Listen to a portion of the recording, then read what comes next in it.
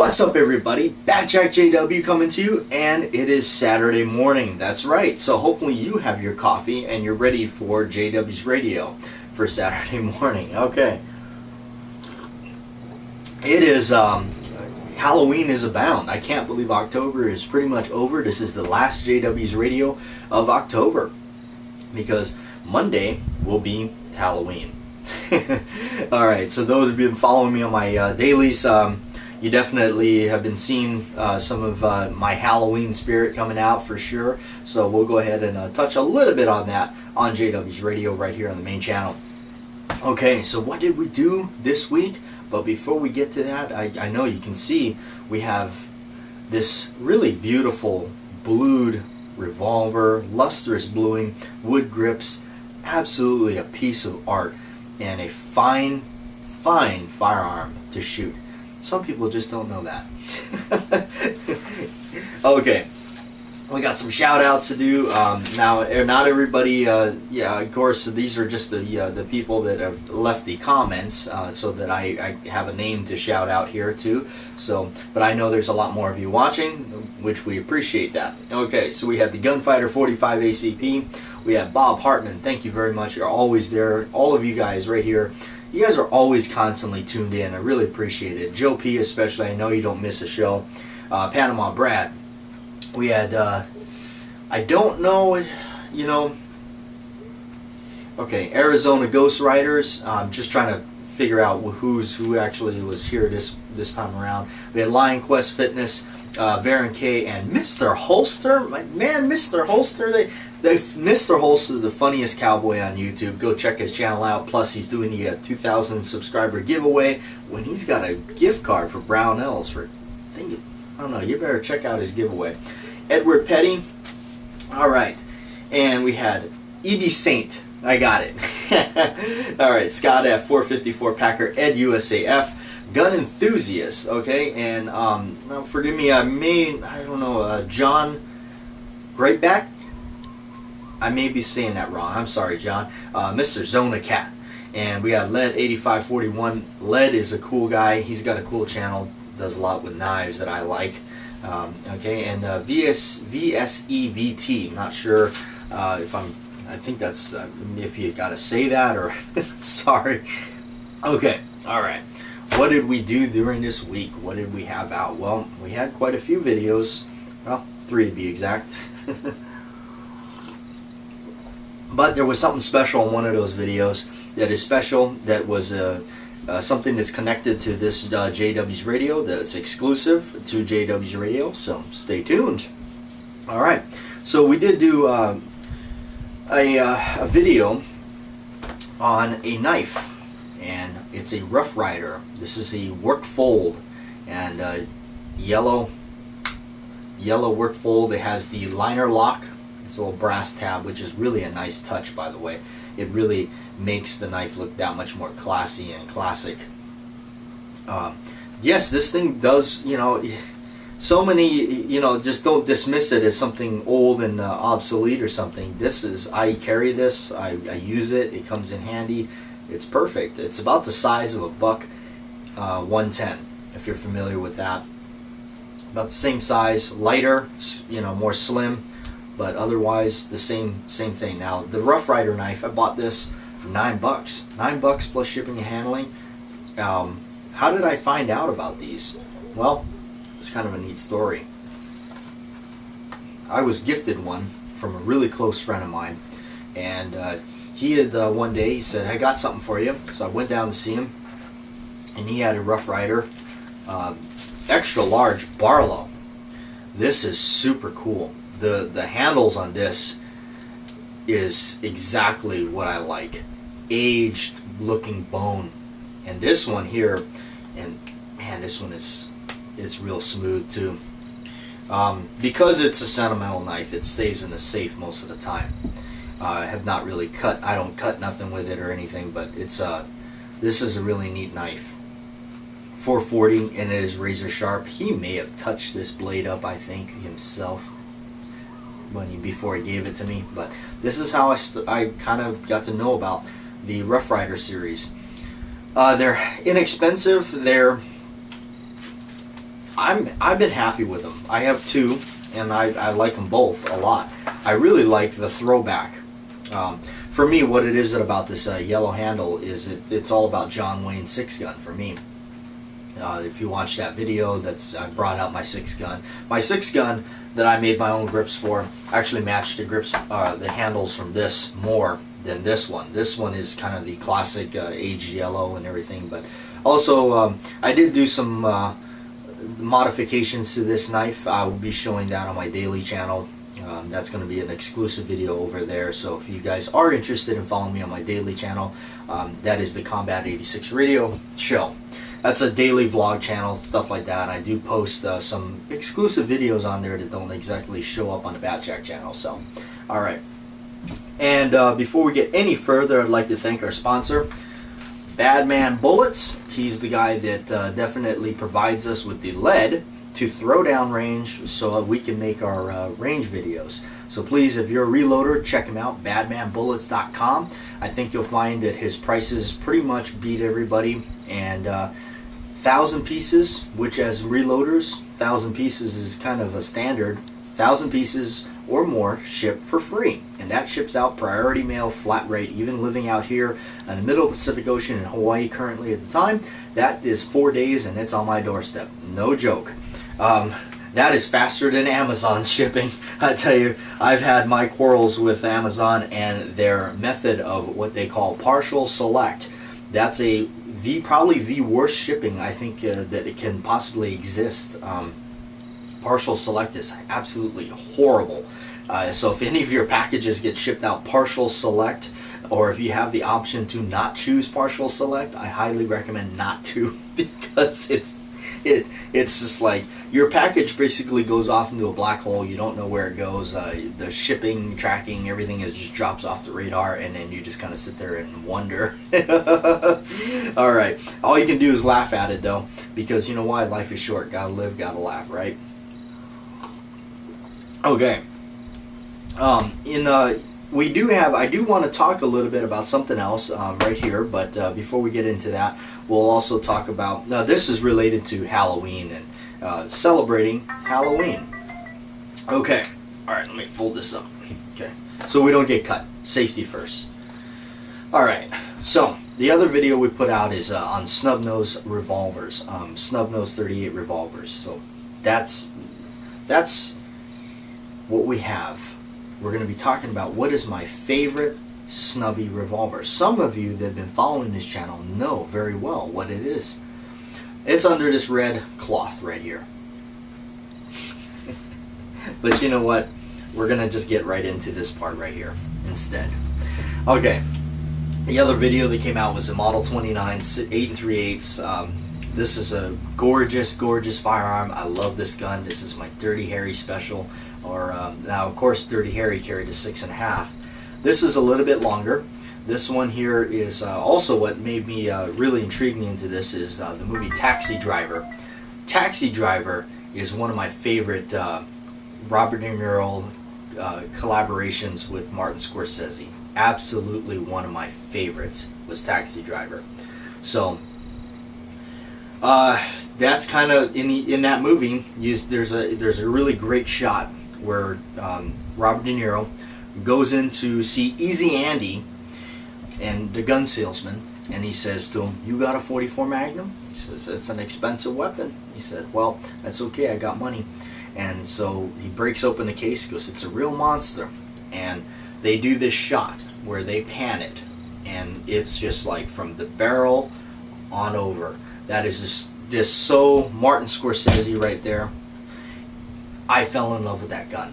Of course, already loving it because of Dirty Harry. Seeing that, I just was like, oh, I have to have this gun. So I searched long and hard for it, and I found it.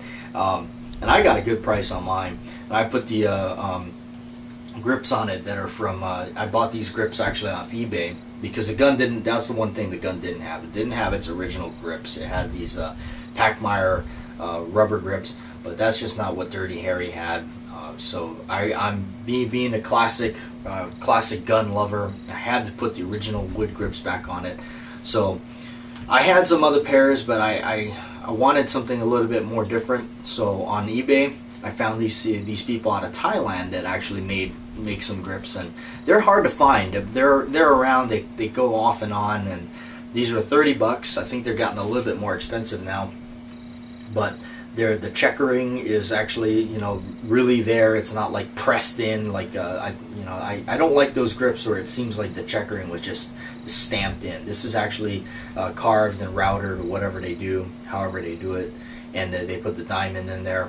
That is a real throwback. And then there was a nice blonde streak that goes right here. I don't know how well you can see it, but that really sold me. And then of course the back straps, or the back area of the grips, are really beautiful.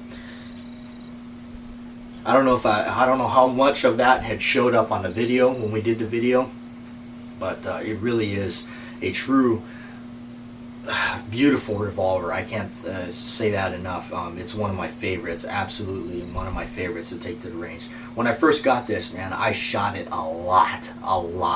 It was with me at the range every time I went.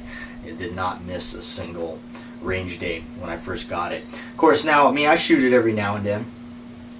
So as you saw, we shot it recently. All right. Now those of you that, now this was kind of a thing that I talked about in previous radio shows, but so finally it's coming around. Now if you do want it, just let me know in the comments. If you do want it, there's only one obviously, but if we get more than one person that wants the thing, we're gonna have to do a drawing on the next. We'll do it on next radio. If we got nobody, then we got nobody. That's fine. We'll discontinue doing this. But this is the first time we're going to try it, and we're going to see if anybody wants it. If you want a little artifact from the channel. And this is the paper target. If you guys seen the entire video of this, the shooting video of the 8 3/8 Model 29 that came out, if you watched the video to the end, in the very end, this paper target was shot. It used to have a little red dot in it, but as you can see, we shot the red dot out. This is a target that I made up myself on index cards. I just kind of, what it really was when I bought my Rossi 22 pump action, I really wanted something that was like a throwback to the old carnival game. And this is what I came up with the little red dot. So I used it to shoot this gun right here with. And I put, we signed it on the on camera right there, Model 29, Batjack JW. So this is from that video. It's in the end of the video, so if you want to go back and watch the video if you haven't seen it, check out the very ending. That's where this is. And so if you want it, this is, again, if nobody wants it, then fine. We'll discontinue doing this. That's no problem. But I figured I wanted to offer something to you folks, maybe an artifact, something from the videos. So here you go. So if you do want it, let me know in the comments that you do. Again, if we get more than one, next week we'll just do a drawing and we'll send it out to you. I'll send it out to you with a little something extra, a little Hawaiian Islands decal sticker for your, I guess, for your car or whatnot.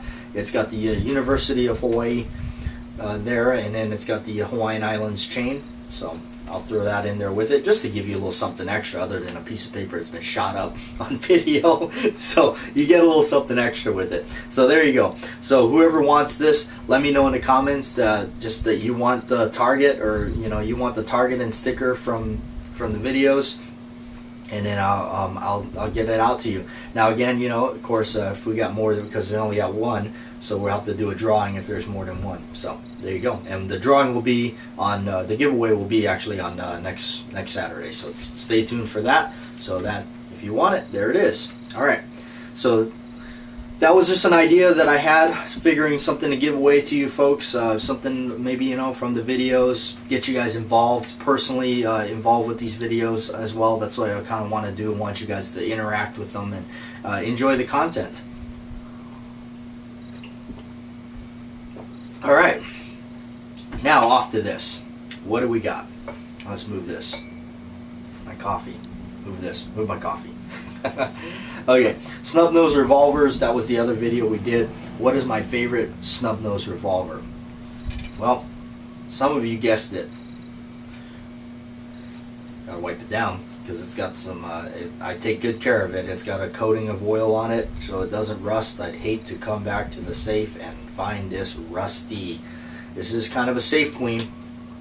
Okay, it's a Smith & Wesson Pre-Model 10 6-shot 38 special K-frame. This is a really cool revolver. This is what got me into snubby revolvers. This is what got me into it. And what was it that did it? It was a movie. The movie that this is featured in that absolutely made me go bananas over it was the movie Witness with Harrison Ford. Came out in the 80s. This, they show it really close up when, if you haven't seen the movie, basically Harrison Ford is a Philadelphia cop, I believe. That's where I believe it takes place, is in Philadelphia. The bad guy, ironically, is Danny Glover. But he has to go and live with the Amish folks because he's trying to get away. Anyway, I don't want to spoil the movie for you, but if you haven't seen it. But anyway, so he's living with the Amish, and this gun is in the drawer. And there's an infamous scene where the little boy opens the drawer, and they show this thing close up. And on camera, in which it is, by the way, when you get it in your hands, it is a really beefy, snubby revolver. When you think of a snub-nosed revolver, you think of something that fits in your palm of your hand, or something really small, concealable. You can stuff it on your ankle in a holster. I think Gene Hackman did that in French Connection. That was the spot he carried his snubby. I think he carried a detective special Colt, but then it switched over a couple of times to a Model 36 Smith. A little weird continuity error in the movie. So anyway, but this one here is featured in the Witness movie that I first saw it in. I'm sure it's in other movies, but that's where I became obsessed with it, wanted it. It has a certain look. The sights on it, the front sight on it is different, the barrel is different, the hammer is different. It's a 5-screw model. It's just absolutely a throwback classic. This is it's a little harder to find sometimes, but they're around. You can find them. It's not like that you can't find it at all. They still sell them. They still pop up. I was lucky enough to be able to get this one, and it's in fairly good shape. And I scored it. I scooped it up immediately, and man, the anticipation of getting this shipped to my shop where I work at a gun shop. So it was just absolutely like just waiting for the mailman to show up for this thing, because I absolutely was just in love with this gun. I do own a Model 10-5. That was the first one I bought, and it was pretty close. But the more and more I watched that movie, the more I realized that what I had, the 10-5 snub, was not it. It was not it, and that drove me crazy. That really did. It just drove me crazy. And I wound up buying the Smith & Wesson catalog, the standard catalog, the 3rd edition. The 4th is actually on its way out. I'm going to pick that up because it's a really good, if you're into Smith & Wesson stuff, especially the revolvers, that catalog is a really good catalog because it identifies a lot of things in it and really helps you know more about these guns, what they've changed, and the history, if you're really into that stuff. It's a cool book. I saw a picture of this, and that's when I realized and got to know what it was. Thanks to that book, it's a pre-Model 10. So that's where it became. Okay, now I know what I'm looking for. So that's when I started searching for it. I remember the first time when I was looking for one, when I learned from that movie, I had to kind of pay attention to it a little bit more, and as I got a little bit more familiar with guns, I realized, okay, it is a Smith & Wesson, it is 6 shots. So I went to a friend of mine, he's a gun dealer, and I said, hey, I'm looking for a Smith & Wesson snubby, snub-nose 38 that's a 6-shot. And he actually, his first words out of his mouth, he said, those are actually kind of, that's a little rare. You don't see those as often as you do a 5-shot. So that's for me, that's what it is. Like, that's why in that video, the snub-nose video, you see a lot of, just all of them are 6 shots, because that's just kind of my thing. I love the 6-shot. I had a couple 5 shots. I let them go. I do regret it. I should have kept them, but you know what? Just during the times and everything that it was going through, I let them go. I'm gonna buy. I'm you know, one of them was a Model 36. I've done a couple videos on different Model 36s. I did a classic line, and I also did the vintage no dash number Model 36. But I'll go back and eventually I'll get another Model 36. But anyway, I should have kept them, but I shoulda, woulda, coulda, right? All right. So this is what I got, and eventually, this is it. You know, this laid that obsession to rest, really. This laid the Snub Nose 38 obsession to rest once I got this. It's one of my favorites. I've shot it. It shoots great. In fact, I have a close-up video of shooting this on the channel. Just, you know, look it up.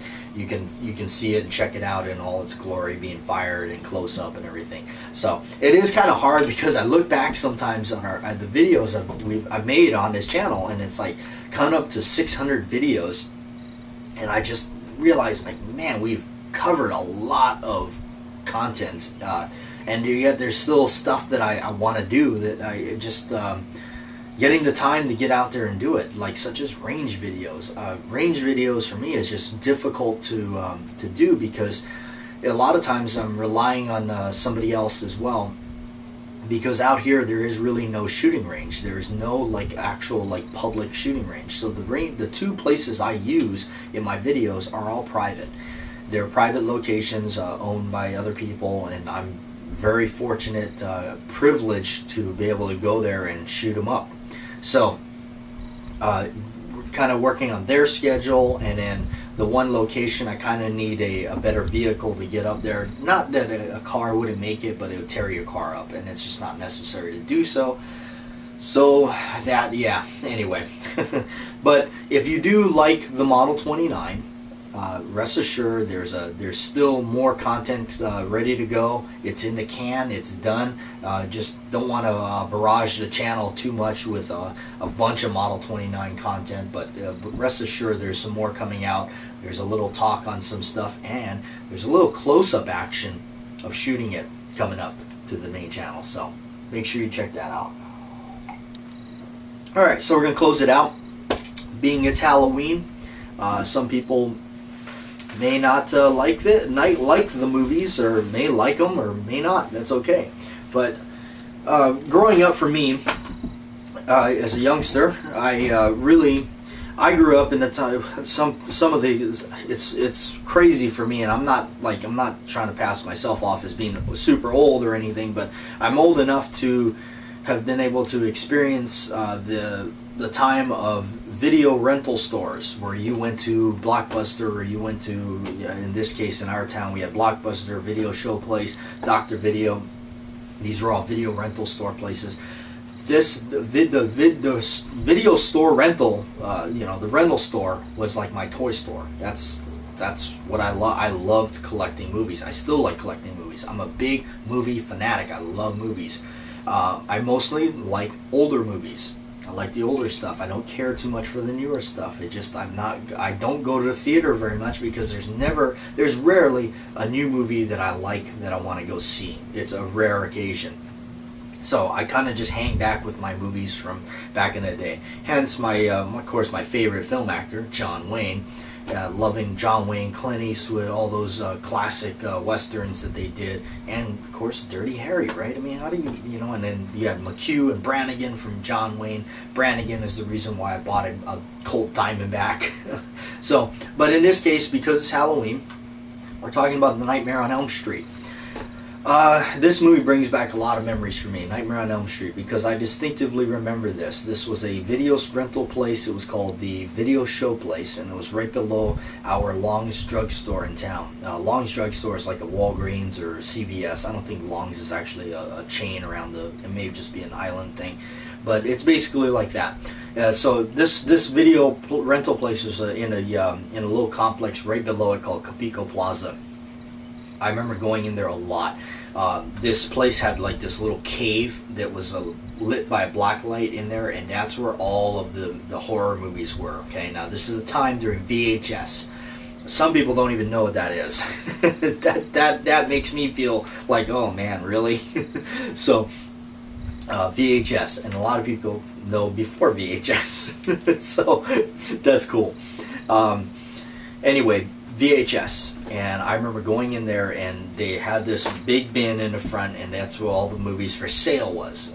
So that was my thing. I always wanted to see what's for sale, and so I remember seeing a copy of Nightmare on Elm Street VHS. It was $3.99, and they had quite a few copies of it. In fact, they had for some reason they had a bunch of them. I bought one, got home, watched it, and was like a little freaked out by it, but I was like, because the one thing that always stood out in my mind, for those you haven't seen the movie, but if you have, there's a scene where it's all about the dream and everything. So the girl's in this body bag and she's all bloody in there, and that for some reason always like grossed me out. It was like, wow, that's so it's creepy.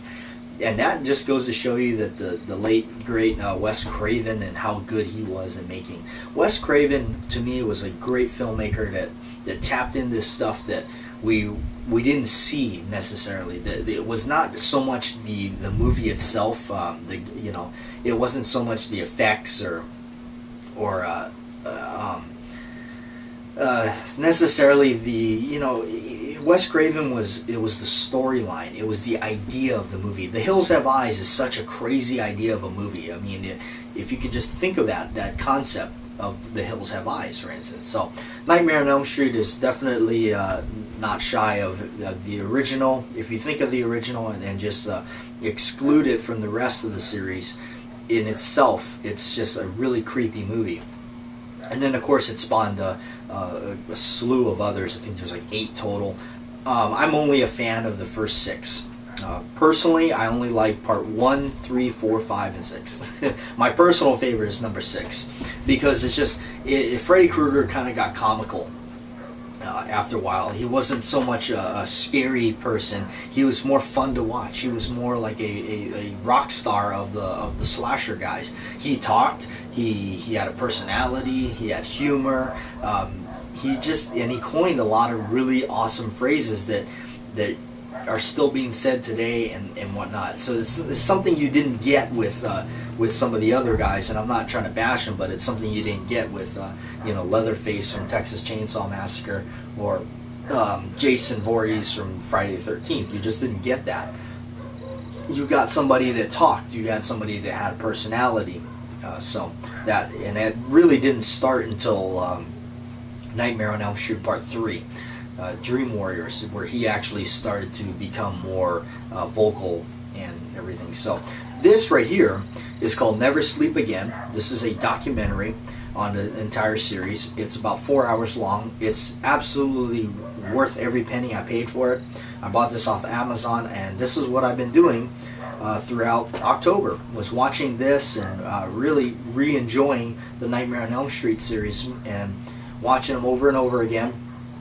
Halloween is my favorite time of the year. I love the holiday because I'm a big horror movie fanatic.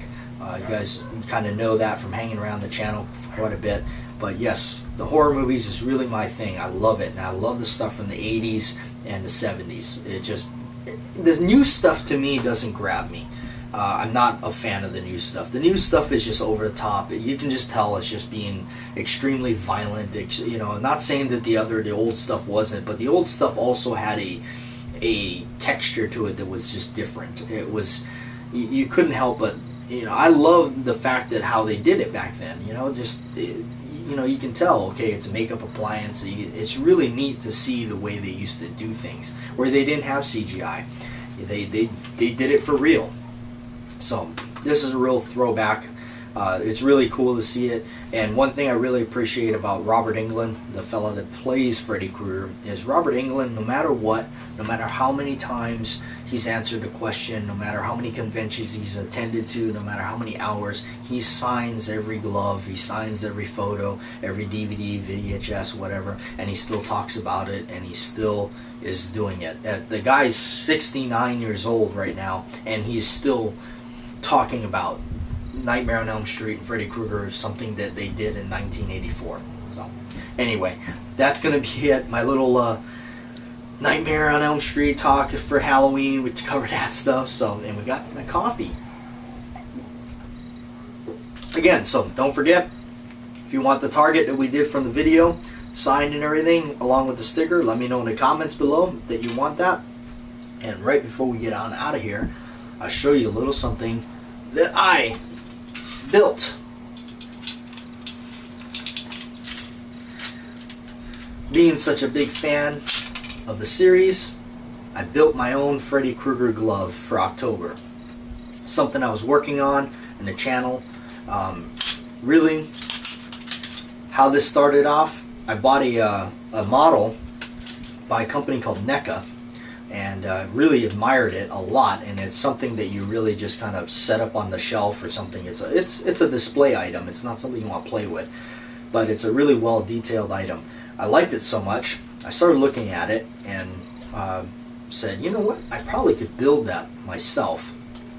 At heart, I'm a really, just like, I love creating stuff. I love building stuff, especially stuff I'm into. And of course, that's the only stuff I build.